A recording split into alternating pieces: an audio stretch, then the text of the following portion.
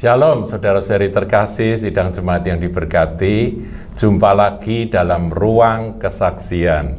Saudaraku, hadir bersama dengan saya Bapak Sugianto. Ya, tentunya saudara-saudari jemaat Kahal kenal dengan beliau ini, seorang anak Tuhan yang dikasihi luar biasa oleh Tuhan, diberkati Tuhan. Dan kita akan mendengar bagaimana riwayat pertobatan dari Pak Sugianto ini. Selamat hadir di ruang kesaksian, Pak Gianto. Iya, puji Tuhan. Bagaimana kira-kira Pak Sugianto me-flashback akan kisah dulu panggilan Tuhan dalam hidupnya Pak Sugianto ini? Bisa diceritakan, mari. Ya, ini dimulai pada saat saya masuk kuliah di Salatiga di Satya Wacana.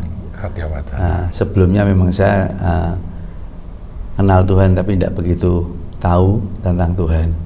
Jadi ya ke gereja tapi nggak sungguh-sungguh ya, begitu ya. Ke gereja kadang-kadang aja, kadang setahun sekali. Gitu. Natalan. Ya, itu. Nah, di sana saya ketemu seorang teman.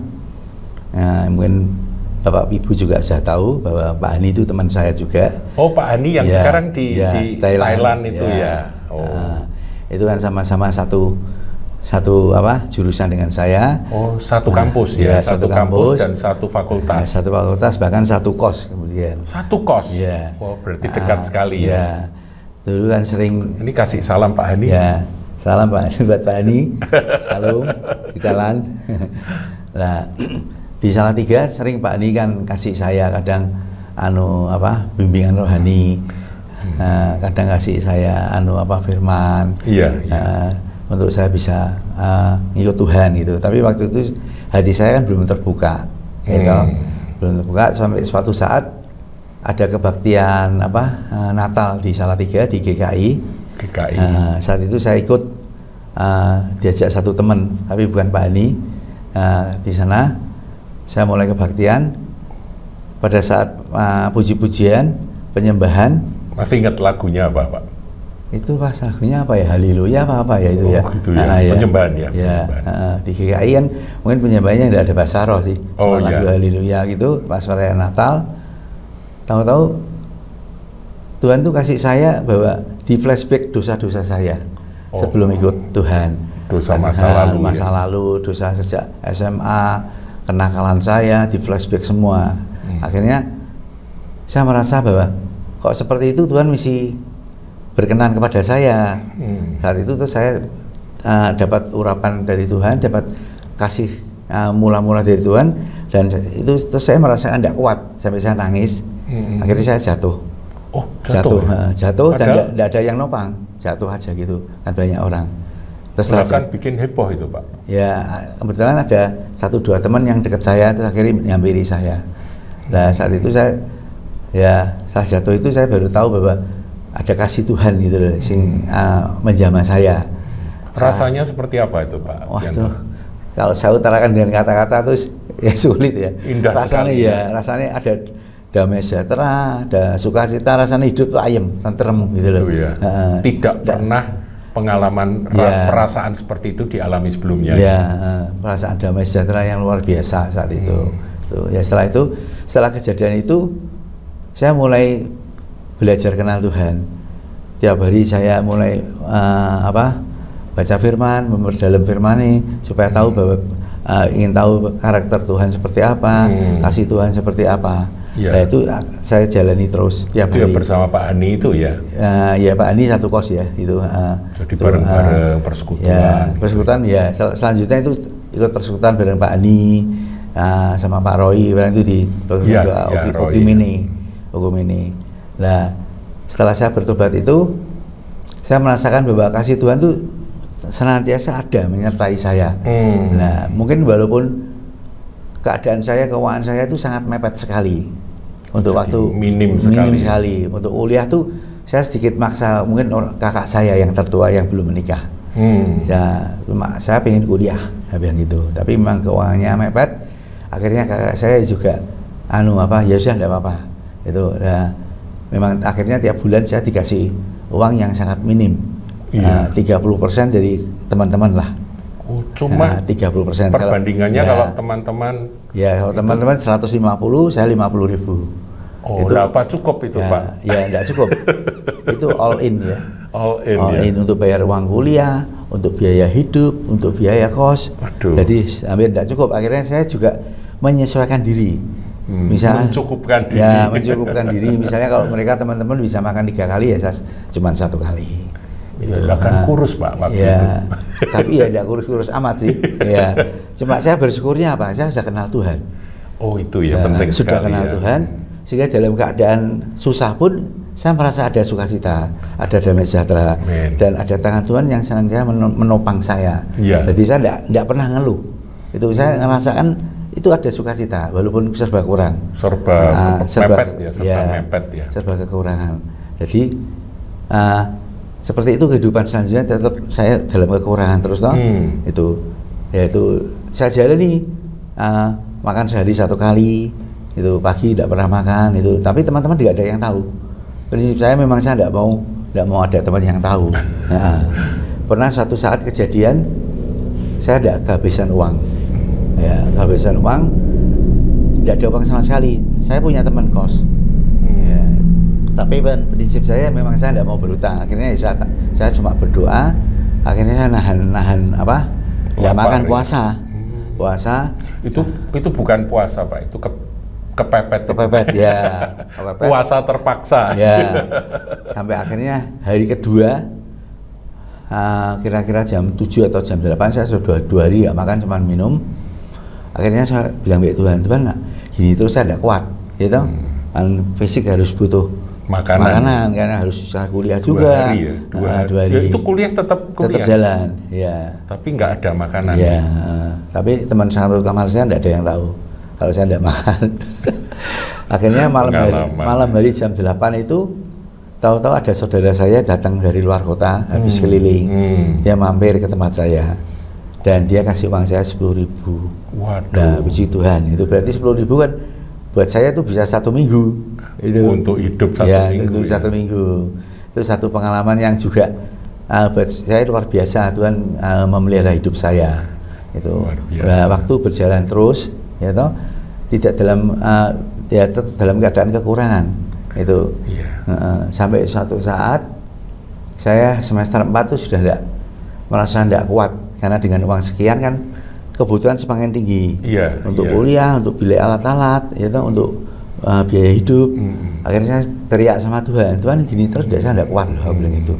Saya minta Tuhan supaya kasih jalan supaya saya bisa cari uang. Itu. By the way, itu Pak Sugianto ngambil fakultas apa itu? Fakultas Pertanian. Pertanian. Ya, sama Pak Andi juga pertanian. Oh iya, sama dengan Pak Andi ya. Itu setelah itu semester 4 Tuhan buka jalan melalui seorang teman. Saya mulai jualan kaos. Kaos ya. Kaos yang saya tulisi Holy Spirit itu kaos rohani ya. Kaos rohani saya jual.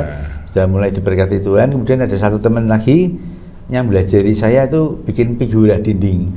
Yang dari bingkai, saya pesan bingkai, saya kasih triplek, terus saya kasih tanggalan bekas, saya lem, saya kasih ayat-ayat Logos. Nah, terus saya tempel pakai kertas kaca yang di bahasa itu jadi kenceng loh.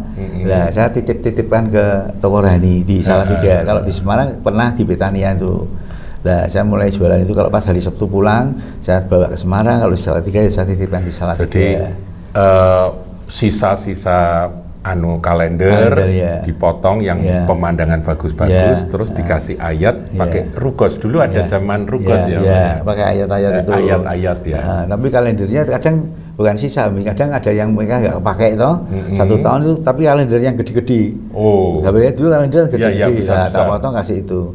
Cukup laris, dan sejak saat itu saya pernah sudah hampir tidak pernah kekurangan. Jadi bisa makan, imbang sama teman-teman lah. Kalau teman-teman bisa dapat uang 200, saya juga bisa. Imbang. Ada peningkatan, ada berkat Tuhan. Itu imbang. Setelah itu berjalan terus. Nah, sampai pernah ini satu pengalaman pribadi saya juga pernah. Suatu malam saya pernah berdoa sama Tuhan. berdoa, tiap hari saya berdoa, baca firman untuk memperdalam tentang firman Tuhan. Satu saat Tuhan kasih saya firman tentang kuasa Tuhan. Bahwa kuasa Tuhan itu tidak mustahil. Tentang Tuhan bilang kamu bisa memindahkan gunung ini kalau kamu percaya, kamu bisa mencampakkan gunung ini ke dalam lautan. Nah saat itu saya bilang ke Tuhan, saya pengen punya pengalaman seperti itu. Ya akhirnya. Wah anak-anak mahasiswa seringkali tiba-tiba gitu aja ya, tiba-tiba ada keinginan untuk punya pengalaman begitu. Saat itu mungkin saya kan masih dalam pertobatan baru mula-mula, jadi menyala-nyala sama sekali tidak meragukan kuasa Tuhan. Ini apa iso ya Tuhan, tidak pernah punya pikiran seperti itu. Tuhan kasih firman, aku pengen Tuhan, pengen ngalami seperti itu, melihat kuasamu. Nah akhirnya Tuhan tunjukkan di meja belajar saya itu ada satu beker kuno. Jam waker kuno yang bulat itu, modelnya yang diputer, krek ada pernya. Itu sudah lama sekali rusak. Kalau saya puter krek itu jebret balik. Nah saat itu tidak bisa bunyi. Nah akhirnya saat itu Tuhan tunjukkan, lihat jam wakermu, gitu. Coba sekarang pegang dan puter pernya untuk yang bunyikan bunyi itu. Saya puter, dia tidak jebret, langsung tak puter sampai selesai. Habis sampai mentok, akhirnya saya tarik tombol kecilnya itu bunyi kring sampai habis. Berarti sembuh ya? Ya jamnya sembuh, saya kira jamnya kan sembuh. Kemudian saya coba lagi untuk kedua kali, saya putar baru sekali langsung jebret. Jadi saat itu saya tahu bahwa sebetulnya jam itu tetap rusak, tapi Tuhan izinkan saya melihat mujizat. Melihat mujizat seketika itu, karena saya memang minta Tuhan, saya ingin lihat seperti mujizat seperti itu. Itu salah satu pengalaman ya, saya seperti itu. Itu ada juga ya pengalaman keuangan itu berlanjut terus lah sampai pernah suatu saat juga saya kan pengen pulang ke Semarang, biasa naik bis safari. Tapi itu sebelum kerja itu ya Pak ya? Sebelum kerja. Sebelum kerja. Cerita mundur ini ya. Sebelum kerja itu bis safari itu dari Salatiga ke Semarang itu Rp350. Kalau saya kan, Tuhan aku pengen pulang Semarang, sudah 1 bulan lebih nggak pulang itu. Terus caranya begitu Tuhan, saya tidak punya uang sepeser pun itu, tidak ada. Akhirnya saya sembahyang, Tuhan ingatkan saya, kamu kan masih punya tabungan di kantor pos. Nah saya nggak ingat sama sekali, itu mungkin sudah setahun lebih tak tumpuk di laci saya. Akhirnya saya cari-cari tabungan kantor pos itu ketemu. Ada ya, dulu tuh ada tabungan kantor pos ya. Itu dulu saya kadang pernah nabung, dapat uang bulanan 50, saya tabung 25. Tak sisakan nanti kalau pas butuh saya ambil. Itu. Nah, terus saya buka tabungan itu tinggal Rp500. Berarti pikiran saya kan itu tahun 82 mungkin ya. Pikiran saya sampai Semarang kan bisa 350, misi 150. Masih cukup. Saya langsung ke kantor pos. Saya ambil, saya mau tutup rekening Pak, 500 mau tak ambil. Nah petugasnya bilang enggak bisa, kalau kamu mau tutup rekening tunggu 3 hari. Kalau kamu mau ambil sebagian bisa, berapa? 250. Sisakan yang 250. Nah, akhirnya saya ambil yang 250, saya pulang, saya sembahyang lagi sama Tuhan. Tuhan ini cuma 250, enggak bisa sampai Semarang. Maksud saya minta gratisan sama kondektornya. Iya, kan? Cukup ya. Akhirnya saya sembahyang, Tuhan bilang, kamu ke Getsemani aja. Kan waktu itu saya sering ke Getsemani juga. Lewat kan itu. Berhenti di sana, saya tahu kalau ke Getsemani itu 225. Masih cukup. Sisa masih 25, masih ada kerincing 25 itu. itu. Yang kecil itu kerincing 25. Akhirnya saya berangkat naik bis, berhenti di Ungaran, ikut kebaktian Sabtu itu yang jam 10. Itu sudah. Saya ikut kebaktian, saat itu yang membawakan firman saya lupa ya. Itu firmannya tentang janda miskin. Janda miskin. Yang mempersembahkan dari seluruh nafkahnya itu ya. Saat itu, waduh, saya sampai nangis itu. Pas ini saya kok punya uang cuma 25. Nah, saat itu kan, wah saya sampai nangis. Tapi kan saya tidak sampai ketahuan nangis sendiri gitu toh. Akhirnya pas persembahan kan maju ke depan. Itu kotak persembahannya kan dari fiber. Kan transparan itu. Jadi berapapun uang semua lihat ya. Ini masih ingat juga ya. Masih transparan. Saya maju ke depan sambil saya nangis beraba, saya masukkan mak kelinding gitu. Wah itu saya bener-bener ngerasain janda miskin itu. Nah, ya itu pengalaman yang luar biasa. Ya. Setelah itu kan saya tidak tahu, wah, wes pulang mau naik apa, tiba-tiba ketemu saudara atau teman saya lupa, lu kamu bisa apa, Eng? Nah, sendirian dari Salatiga. Naik apa? Belak tahu kamu. Ya menurut aku, menurut saya aja. Oh, dapat nunutan. Nah, terus diantar sampai rumah. Itu salah satu apa? Pengalaman berkesan. Ya. Berkesannya karena 25 perak itu ya. 25 rupiah itu ya. Jadi dituntun terus sekalipun kadang mustahil Tuhan ingatkan dituntun lagi. Iya, puji Tuhan. Itu salah satu pengalaman juga ya. Terus ada juga pengalaman yang lain. Misalnya saya kan dulu yang biayai kuliah saya kan kakak saya yang pertama. Iya. Yang belum menikah. Tapi jauh sebelum itu saya sudah pernah berjanji. Kalau kakak saya menikah, saya tidak akan minta uang lagi. Iya. Saya akan berusaha semaksimal mungkin. Akan mandiri gitu ya. Ya. Saat itu kan saya juga sudah ada tambahan sedikit-sedikit, ya toh, untuk kerja jual kaos, jual figura. Saya bisa penelitian, bikin penelitian itu juga biaya saya sendiri. Karena uang 50 kan nggak cukup sama sekali. Untuk skripsi cukup. Ya, skripsi butuh banyak, untuk fotokopi, untuk apa dan sebagainya. Akhirnya saya sudah selesai skripsi. Sebelum penelitian itu saya bikin greenhouse. Saya ada waktu itu penelitiannya tentang anggur, itu bikin greenhouse. Kemudian kakak saya menikah. Waktu saya penelitian itu, terus akhirnya saya, kamu nggak usah ngasih saya loh, bilang kakak saya. Itu saya bilang saya enggak mau karena sesuai komitmen. Nah, komitmen juga saya juga tahu bahwa pasti belum tentu istrinya setuju, kan itu pasti ada konflik juga loh. Dan gitu. Kebutuhan orang menikah kan juga meningkat ya. Itu. Akhirnya saya putuskan itu, terus saya berdoa, Tuhan gimana nih Tuhan? Aku kalau ngandelin jual kaos sendiri juga tidak cukup buat skripsi. Akhirnya saya putuskan saya cuti. Nah, cuti semester 7 saya sudah selesai, semester 8 sama 9 saya cuti. Cuti sampai semester 9 itu kira-kira baru pertengahan bulan November, harusnya selesainya Desember, Januari itu. Nah, terus selama cuti itu saya kerja di Oli Omega. Oh, jual oli ya. Itu seingat saya Omega tuh oli mahal ya Pak? Iya, itu hampir 4 kali, ada yang 6 kali dari oli biasa. Jadi oli kualitas begitu ya? Ya bagus, itu oli sintetis. Sintetis ya? Belum zaman banyak ya, oli sintetis yang pakai, itu yang kalangan orang-orang kaya yang pakai. Sama pengusaha truk. Oh, pengusaha truk ya? Itu. Saya kerja 3 bulan pertama itu di bawah tekanan sampai saya ngalami vertigo, sampai saya masuk rumah sakit. Saking stresnya. Ya, karena juga capek juga, sehari bisa menghandle 20 orang, bahkan bisa lebih. Itu memang hard sales ya, jadi murni dari komisi. Betul, jadi gajinya kecil. Penjualan yang sulit. Ya, tapi kalau goal ya dapat lumayan gitu dari komisi, dan itu beratnya door to door. Oh iya. Ya, door to door. Jadi pengalaman door to door itu yang melatih mental saya. Oh, jadi ada positifnya ya. Itu memang saya butuh seperti itu. Karena saya memang harus latihan mental. Ya, wis kayak ada dihina juga. Saya pernah satu saat ngetok pintu rumah diusir juga pernah. Pernah diusir. Ya. Yang keluar anjingnya juga pernah, orangnya tidak keluar. Itu pernah saya alami semua. Sampai saya akhirnya bisa melewati masa percobaan 3 bulan itu, sampai bahkan hampir 10 bulan lebih, 11 bulan. Nah, saya sudah menikmati hasilnya itu, karena kerja keras saya 3 bulan.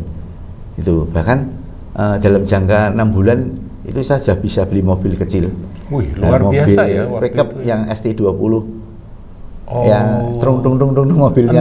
Nah, Suzuki yang 550 cc itu ya. Saya waktu itu mesti ingat, saya beli mobil itu 800.000. Wah, berarti lumayan ya. Karena saya butuh mobil itu, kalau buat ngirim yang pil-pil gitu kan nggak bisa pakai motor.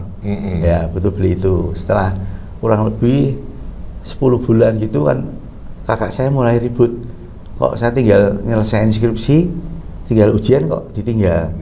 Saya bilang ke kakak saya sudah terlanjur kerja berat, rintis, tak lepas sayang. Sayang. Juga pimpinan saya bilang juga bahwa kamu harus dihitung-hitung hitam di atas putih. Kalau kamu lanjutin lulus kuliah pun belum kamu dapat gaji sekian. Akhirnya ya saya terus putuskan ya sudah tidak saya lanjutkan. Dibilangi kanan kiri tetap saya nggak dengar, pokoknya tetap saya kerja. Sampai suatu saat Tuhan menyadarkan saya itu melalui seorang anak kecil. Kecil ya. Tetangga saya pas lewat sekolah anak TK, saya pas itu berdiri di depan rumah. Saat itu Tuhan bicara dengan melalui suara hati saya. Kamu lihat anak kecil itu, gitu. Itu kan untuk mencapai kamu mau lulus sarjana. Jadi itu butuh waktu 17 tahun. 17 tahun dari TK itu anak kecil TK itu sampai sarjana. Butuh waktu sarjana lulus sekitar 22-23, butuh 17 tahun gitu. Akhirnya saya sadar. Jadi yang menyadarkan saya itu suara Tuhan melalui hati saya. Dengan ngelihat anak kecil itu. Akhirnya saya putuskan, saya bikin surat penawaran, surat pengunduran diri, saya sampaikan ke pimpinan saya langsung kembali ke Salatiga, menemui dosen saya dan saya ngelanjutin. Iya. Lanjutin itu sampai akhirnya saya lulus ujian, bisa lulus. Luar biasa. Itu satu pengalaman lagi Om Min. Itu ujian itu kan kalau S1 kan nggak ada ujian komprehensif. Ujiannya kalau kamu ada jalur kuliah selesai. Nah, waktu zaman saya mungkin Pak Ani juga tahu itu. Ujian ada dua macam, satu ujian skripsi diuji satu dosen, satu jam. Kalau ujian skripsi yang bikin sendiri tanpa belajar bisa. Yang berat itu ujian komprehensif. Ya, itu 5 mata kuliah digabung jadi satu. Ya, itu kalau zaman saya dulu, saya di ekonomi ya Pak Sugianto, itu istilahnya kalau di Undip itu pendadaran. Ya itu memang semua pelajaran itu bisa muncul. Jadi semua pertanyaan dari apa yang kita pelajari selama sekian tahun itu bisa aja dicomot oleh dosen yang menguji itu dan kemudian ditanyakan. Jadi memang ya bejo-bejan itu. Bejo-bejan Yang belajar keras pun kadang tidak bisa jawab. Nggak bisa karena yang dimunculkan pertanyaannya kita nggak tahu. Jadi betul-betul tangan Tuhan. Itu saya juga saya nyediain waktu 2 bulan lebih itu untuk belajar di sana. Belajar mempersiapkan diri. Sehari 4 jam lah kira-kira. Itu kadang lebih itu. Tapi 5 mata kuliah itu kan, terus akhirnya saya sembahyang Tuhan, wah kita tidak sanggup nih saya 5 mata kuliah hampir jadi satu. Nyerah hampir nyerah dan tidak sanggup aku bilang gitu. Sekalipun saya belajar keras kayak apapun seperti Om Min tadi bilang, kalau kita nggak tahu pertanyaannya, kadang bisa nyimpang dari 5 mata kuliah itu. Seperti lotre ya, untung-untungan gitu ya. Gitu. Akhirnya saya sembahyang, wis Tuhan aku pasrah, tak serah ke kamu. Apalagi IP saya juga pas-pasan. Yang IP-nya yang mendekati 4 juga banyak. Saya kan IP-nya juga pas-pasan. Terus akhirnya Tuhan kok kasih jalan, buka jalan. Saya ditemukan dengan seorang dosen yang cukup saya kenal, dosen Satya juga. Itu dia memberi bimbingan kepada saya. Kan itu ujian 2 jam. Saya harus pakai jas, pembimbingnya juga pakai jas. Dua resmi gitu. Ya, terus saya dikasih tahu tentang caranya menghadapi ujian seperti itu. Satu, dia bilang kamu jangan lihat jam. Itu kan 2 jam. Jangan sekali-sekali lihat jam. Ya, kedua, itu kalau kamu diberi pertanyaan, kamu jawab, dari jawaban kamu bisa menimbulkan pertanyaan baru. Saya mulai ngeh gitu loh. Berarti saya harus nuntun dosennya. Bukan saya yang dituntun dosen. Kalau saya dituntun dosen berat itu. Dia akan menimbulkan pertanyaan-pertanyaan baru terus, ya toh. Nah, kalau saya dikasih pertanyaan, saya menjawab. Dari jawaban saya itu bisa menimbulkan pertanyaan baru. Itu. Sehingga dari satu pertanyaan dosen bisa menghasilkan 4 sampai 5 pertanyaan baru. Nah, saya praktekkan seperti itu. Jadi justru mahasiswanya yang mengendalikan akan dosennya, mengarahkan. Tanpa disadari akhirnya berjalan terus. Wah, itu trik itu Pak. Ya, itu trik dari dosennya, mungkin dia biasa bimbing. Kebetulan itu bukan pembimbing saya malah killer, dia ngasih tahu. Itu. Akhirnya saya praktekkan, Akhirnya dosen yang membimbing bilang, "Dah cukup." Kemudian saya baru lihat jam, kurang 10 menit, 2 jam kurang 10 selesai. Ya selesai. Dah. Cuma ada satu pertanyaan saya yang tidak bisa jawab. Tapi lain-lain bisa. Karena pengalaman saya banyak mahasiswa, banyak teman-teman saya yang ikut ujian itu yang IP-nya yang 3,8. Yang pintar-pintar itu ya Pak, ada 36, 38. Itu saya orang pintar-pintar itu. Itu pas ujian ada yang semaput, pingsan karena tidak bisa jawab pertanyaan. Dibully sekalian sama dosennya Pak penguji. Itu akhirnya kan down dia. Pertanyaan kedua mesti kuat, pertanyaan ketiga langsung semaput, digotong teman-teman itu keluar. Kasihan sekali. Ya. Dan banyak yang nggak lulus itu Pak ya? Ya mungkin ada 30% Pak. Wih, itu ngeri, 30% ngeri. Nah pas pengumuman 1 minggu kemudian kan pengumuman setelah selesai ujian semua, saya kan lihat pengumuman banyak daftar yang tidak lulus, tak lihat, tak cari. Wah teman saya kok ada. Wah saya lulus. Kebetulan saya pas lihat papan pengumuman itu, dosen pembimbing saya yang kidar itu sampai sempat ngejek saya.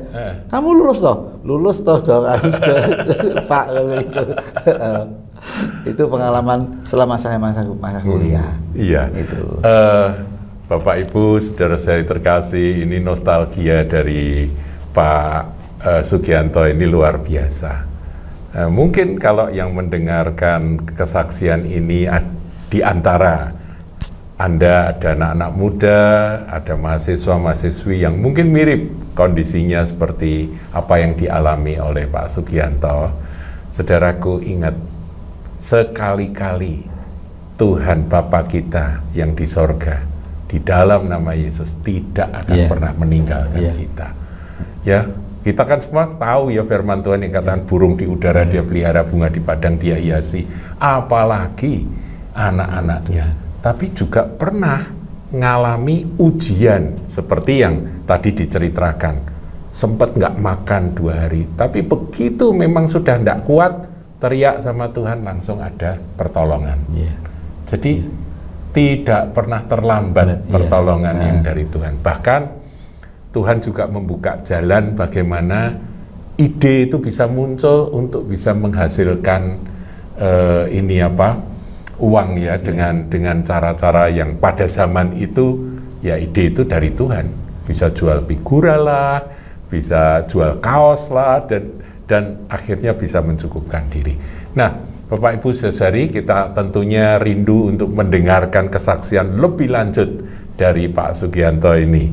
Tapi ingat satu hal, ketika Pak Sugianto ini, kalau Anda lihat saat ini, ya tidak kekurangan apa-apa ya, mengucap syukur ya Pak Sugianto ya, bahwa rumah ya ada, beberapa gitu ya, usaha ya ada, meskipun sekarang sudah menjelang pensiun nih, karena anak-anak sudah mentas semua, anak-anak sekolah di luar negeri, di luar kota ya, kan Yusuf pernah di luar negeri OSI itu kan biaya besar, Tuhan cukupkan, Tuhan berkati, naik mobil, mau ganti mobil ya bisa, tapi ingat kesaksian tadi, mau makan aja pernah kesulitan, jadi jangan takut, lewati. Anak-anak muda yang sedang diproses sama Tuhan, lewati. Nanti mental Anda, iman Anda akan bertumbuh melalui ujian-ujian seperti itu. Ingat, sekali-kali Bapa di surga tidak akan pernah meninggalkan anak-anaknya. Tuhan Yesus berkati.